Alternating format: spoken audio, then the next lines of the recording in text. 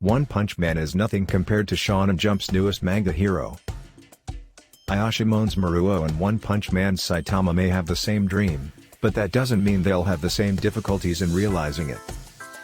Warning: there will be Ayashimon Chapter 3 spoilers ahead. Ayashimon's Maruo has just accomplished what One Punch Man's Saitama has been unable to do since he became so powerful that his name was changed to reflect how many punches he needs to throw to win a fight. Both Maruo and One Punch Man are experiencing the same existential crisis as a result of amassing too much strength. Saitama wants to fight an opponent who can't be defeated with a single punch, whereas Maruo wants to fight like the heroes of his favorite manga, which involves getting bloodied up by an opponent so badly that his true power awakens.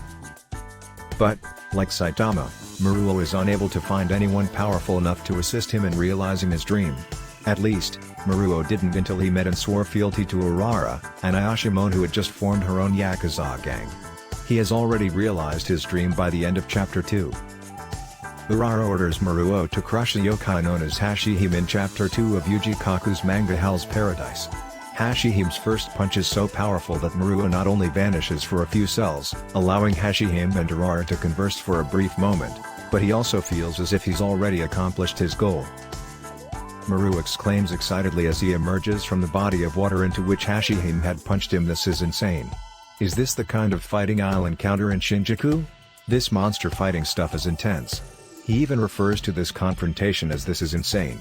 Is this the kind of fighting I'll encounter in Shinjuku? This monster fighting stuff is intense.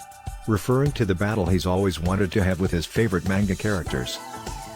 When he charges Hashihime, he is slammed back into a fence before realizing that he will have to fight her with his head. Even though Maruo quickly defeats her with his super smart attack and later easily defeats the yokai Inokuma Udo in Chapter 3, Maru has already realized his dream while the eponymous One Punch Man hasn't. This was a wise decision on the part of mangaka Yuji Kaku, not only because it distinguishes Ayashimon from One Punch Man, but also because it avoids the conundrum of the latter series. Saitama is so powerful that he cannot face the main villains because there would be no one left to fight. As a result, One Punch Man focuses more on other heroes while devising ingenious ways to keep Saitama temporarily incapacitated so that the conflict can continue. This strategy also succeeds in keeping readers interested, as they wonder if Saitama will ever face an enemy who requires him to punch multiple times. Fans also want everyone in the series to understand Saitama's true strength, especially those who look down on him, because only a few people know his secret, which Saitama refuses to reveal. Mangaka Yuji Kaku also gets away with granting Maruo's wish almost immediately because there's less of a chance that Maruo will become depressed if he wins easily because he already knows it's possible. This allows his character to maintain his upbeat demeanor and continue with his amusing shtick in which he compares everything in real life to his favorite manga.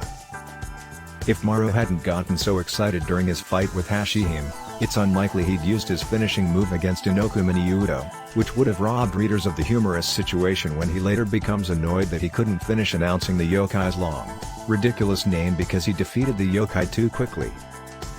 In other words, keeping Maruo's dream alive results in more amusing comparisons. In addition, one Saitama is sufficient. Why create a carbon copy of One Punch Man in Ayashimon? Thank you for watching. See you in next. Make sure to subscribe.